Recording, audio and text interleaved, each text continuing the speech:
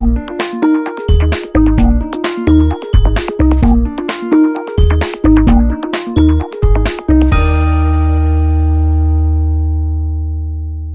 to Frequency Matters, the RF and Microwave Update Series. I'm Pat Hindle, and I'm here with my co-host Eric Heim. In this episode, we're going to take a look at our April Amplifier and Oscillator issue with the technical articles. And the cover feature is written by authors from ELF about their unique design approach and manufacturing techniques that are revitalizing traveling wave tube amplifiers for millimeter wave applications. Their design uses a different emitter material and beam shape. Plus, they use additive manufacturing to improve both cost and performance, so you have to check that out. And I wanted to explain our cover art for April. We've put a lot of effort into these, so sometimes I want to explain exactly how we came about this artwork.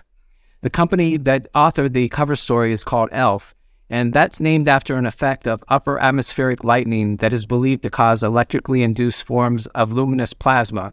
And one of these types of plasmas is called ELVs. And that stands for emission of light and very low frequency perturbations due to electromagnetic pulse sources. And these often appear as a dim, flattened, expanding glow that can be 400 kilometers in diameter, but they only last about 1 millisecond. So that's the red pattern that you see on the artwork on this cover. And in the middle of the cover, we have a typical filament that's used in traveling wave tubes. So that's how we came about with that artwork. So Eric, what do we have for technical features? Well, thanks, Pat. I'm not sure I can top that one, but we had an article on a topic near and dear to my heart, and that's GaN. And the article from IMAC looked at GaN on silicon for millimeter wave frequencies, and it describes some of the processes and modeling innovations that IMAC has implemented to make that technology platform more viable in some cost-sensitive user equipment applications. They also present some impressive transistor benchmark data, so that's worth a read. And we also had a good article from P-Semi that looked at the advantages and RF architectures of active and massive MIMO antenna systems and how their RF SOI technology enables these new emerging applications and systems. And so turning to the news, there was a lot of aerospace and defense awards just in the past few days, so I wanted to run down a bunch of them. Raytheon Technologies has been awarded a contract from the U.S. Navy for Phase 1 of the Hypersonic Air-Launched Offensive Anti-Surface Warfare Weapon Program, or HALO for short. HALO is a carrier-based offensive anti-ship strike weapon, and it supports the U.S. Navy's long fires strategy.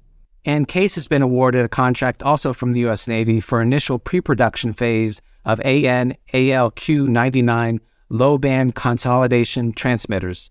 CASE transmitters have been designed, built, and tested to provide high power across multiple octave bandwidths, and this allows them to withstand the demanding and severe environments of maritime tactical aviation aircraft operating in the U.S. Navy aircraft carriers.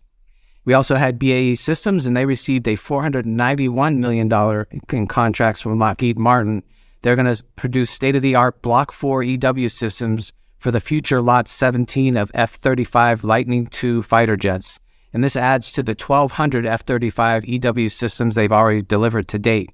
This Block 4 EW systems will include significantly upgraded hardware and software that improves sensing and signal processing capabilities, and new high-performance sensors will boost the system's ability to detect difficult-to-observe threats and more threats simultaneously. And finally, the U.S. Army awarded Lockheed Martin a multiple-year production contract for Joint Air-to-Ground Missiles and Hellfire missiles with a program year one award value of $439 million. The contract will provide JAGM and Hellfire procurement and production support for the U.S. Army and international customers.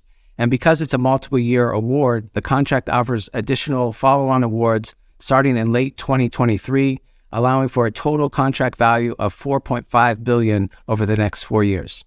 Eric, what did you see in the news?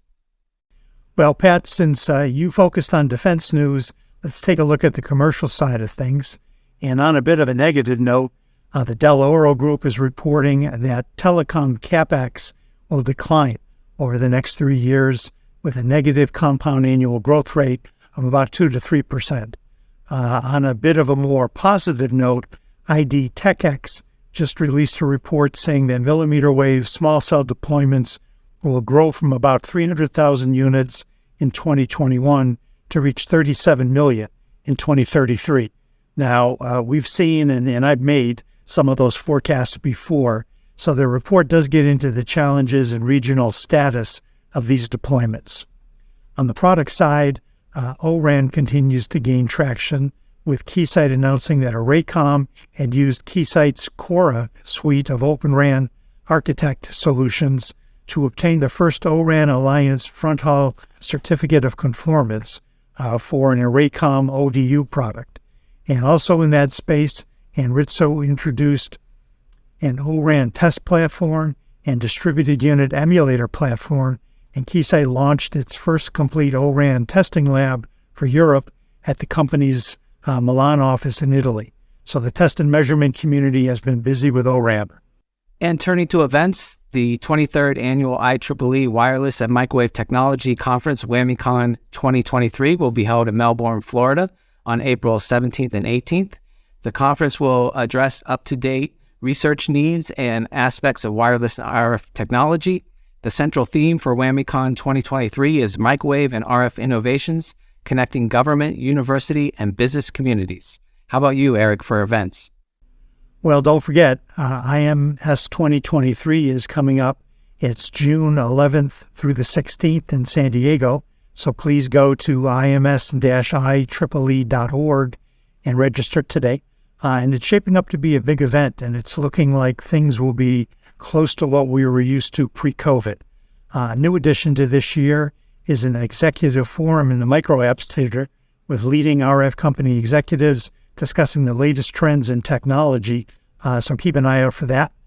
And that wraps up this episode. Our sponsor is RFMW, a pure-play technical distributor of RF and microwave products. When you start your next design, consider their multiple product lines. And remember that as a member of the industry, a subscription to Microwave Journal is free, so please visit our site and subscribe today if you're not already a reader. And thanks for watching, and join us next time for another Frequency Matters.